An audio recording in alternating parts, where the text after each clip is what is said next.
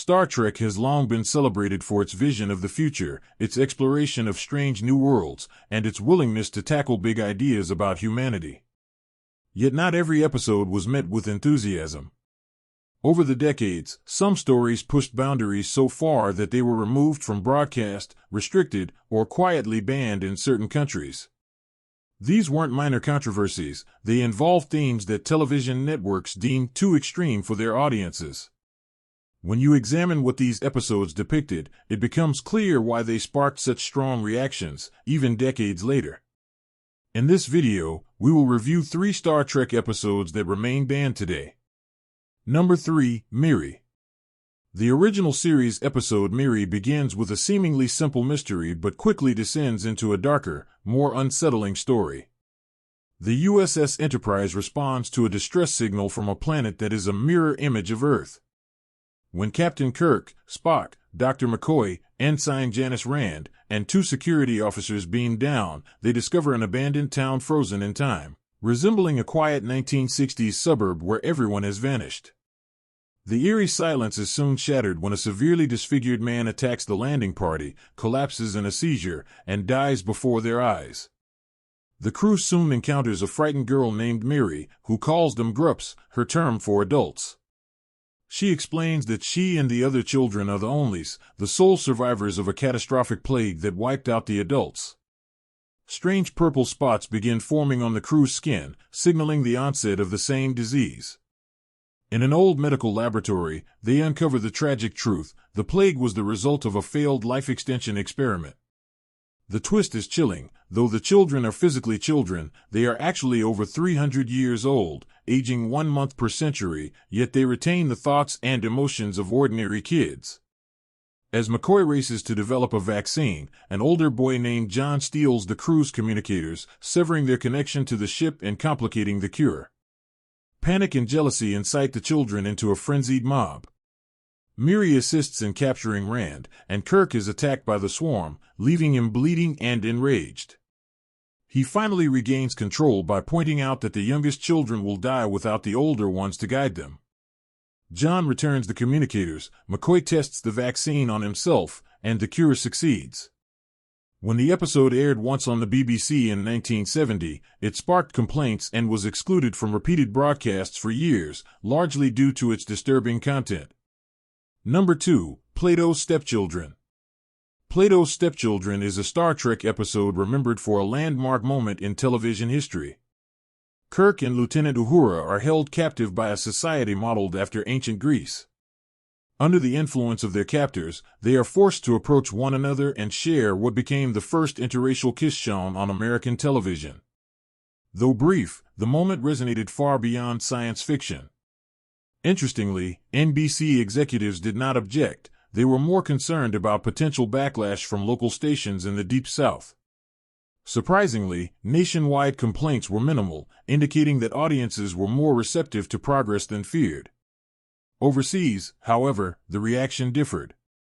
When the series aired in the United Kingdom, the BBC opted not to broadcast the episode. Officially, the reason cited was the story's brutality, though many suspected the network aimed to avoid controversy among more conservative viewers. From censorship to controversy, Plato's Stepchildren illustrates the delicate balance between groundbreaking storytelling and societal sensitivities. Number 1, Whom Gods Destroy. In Whom Gods Destroy, the Enterprise crew faces one of the darkest challenges in Star Trek history. Tasked with delivering advanced medicine to a high-security psychiatric facility on the remote planet Elba II, the crew quickly discovers that the patients have seized control.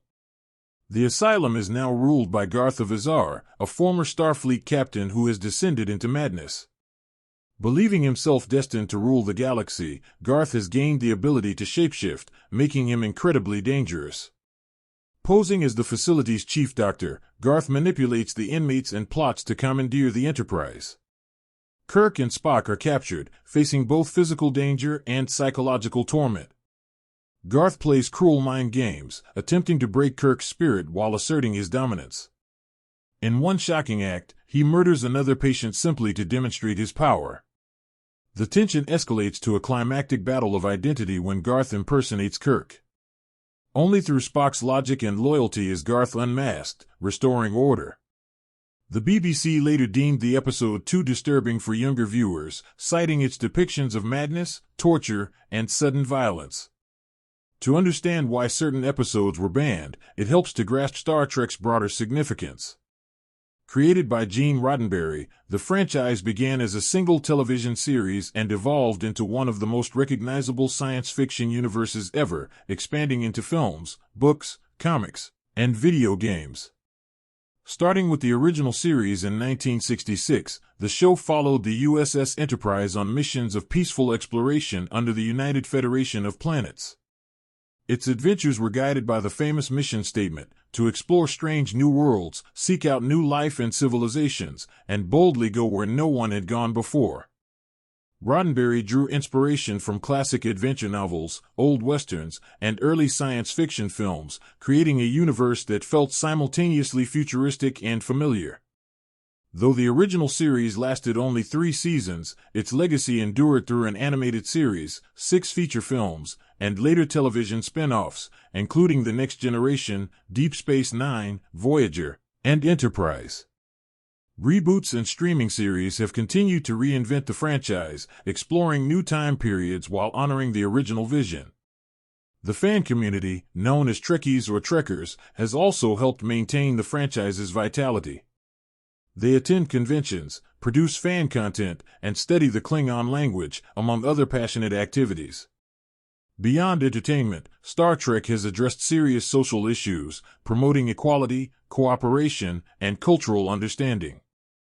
Its willingness to challenge norms is a key reason why some episodes faced censorship and controversy. Long before Star Trek reached television screens, Roddenberry envisioned a show that combined thrilling adventures with moral and philosophical lessons. In 1964, he pitched a science fiction series as a wagon train to the stars, drawing on Western tropes while secretly inspired by Gulliver's Travels. Starfleet personnel, the show's heroes, exemplify humanity at its best, valuing fairness, cooperation, and compassion. The series used alien worlds and futuristic settings as a mirror for real-life issues, tackling war, racism, sexism, human rights, and the influence of technology. Roddenberry's vision reflected the transformative spirit of the 1960s, presenting a hopeful future where humanity had learned from past mistakes. Alien species like the Vulcans exemplified logic and self-restraint over aggression, while the United Federation of Planets embodied optimism and collaboration. Even as executives resisted these progressive choices, Roddenberry's determination helped shape Star Trek into a symbol of equality, progress, and the possibility of a better future. Star Trek transcends television, becoming a multi-billion-dollar media empire under Paramount Global. From its iconic opening line, to boldly go where no man has gone before, inspired by a 1957 U.S. White House booklet, to its global audience and devoted fan culture, the franchise has influenced both society and technology. Fans' enthusiasm inspired conventions, fan productions, and communities, while real-world innovations drew from the show's devices, such as mobile communication tools inspired by the tricorder. NASA even named the prototype Space Shuttle Enterprise after a fan campaign. The franchise also broke barriers in representation. The original series featured a multiracial crew, including African-American communications officer Lieutenant Uhura, Japanese helmsman Sulu, and Russian navigator Chekhov. The groundbreaking kiss between Kirk and Uhura in Plato's Stepchildren reflected Star Trek's commitment to challenging social norms. Nichelle Nichols, who portrayed Uhura, worked with NASA to recruit non-white and female astronauts, further extending the show's impact beyond entertainment. Even in the 21st century, Star Trek's influence persisted. During the COVID-19 pandemic, the U.S. vaccine initiative Operation Warp Speed drew its name from the series. One of the most haunting banned episodes, Season 3's The Empath, tested emotional and psychological boundaries rather than relying on visual gore. The Enterprise crew encounters a doomed planet and faces torturous experiments conducted by mysterious inhabitants. The story's implied horrors and psychological torment created lasting unease. The BBC deemed the episode too intense for viewers, citing its exploration of madness, torture, and disease, though American audiences praised its emotional depth. UK viewers did not officially see the episode until 1994, nearly 3 decades after its release, highlighting the show's ability to tackle dark and complex themes. Star Trek: The Next Generation also pushed limits. Season 1, Episode 25, Conspiracy, featured a parasitic alien plot that culminated in graphic horror. Lieutenant Commander Remick's head explodes after a phaser blast, and the parasite emerges from his chest in grotesque detail. The intensity prompted NBC to move the episode to a 10 p.m. time slot, while the BBC refused to air it entirely. The episode remains infamous for combining Star Trek's moral and exploratory themes with visceral body horror. Rejoined, from Deep Space Nine, faced regional censorship in the southern United States due to a brief scene depicting the franchise's first openly gay kiss. Centered on Jadzia Dax and her symbiont's former lover, the episode explored love, loyalty, and social taboos through an alien society lens. Despite widespread acclaim, networks removed the kiss in some broadcasts to avoid controversy, illustrating Star Trek's ongoing commitment to pushing cultural boundaries. Season 4's To the Death was the first Star Trek episode censored for excessive brutality. A pivotal fight scene had 45 seconds cut, reducing the visible death toll from 52 to 20 to comply with network standards. The BBC further edited episodes like The Maquis, Part 2 for early evening slots, sometimes disrupting pacing and coherence. These instances demonstrate the challenge of balancing darker, realistic portrayals of conflict with broadcast regulations. Star Trek has consistently earned critical and institutional recognition. The original series dominated Hugo Award nominations in 1967 and 1968, while The Next Generation won multiple Hugos in the 1990s. Films like Star Trek IV: The Voyage Home earned both box office success and award nominations, including Academy Award considerations. Television series have received Peabody Awards, Emmy nominations, and Guinness World Records recognition, culminating in the 2024 Peabody Institutional Award honoring the franchise's decades-long impact. These accolades underscore Star Trek's enduring cultural, creative, and technological influence.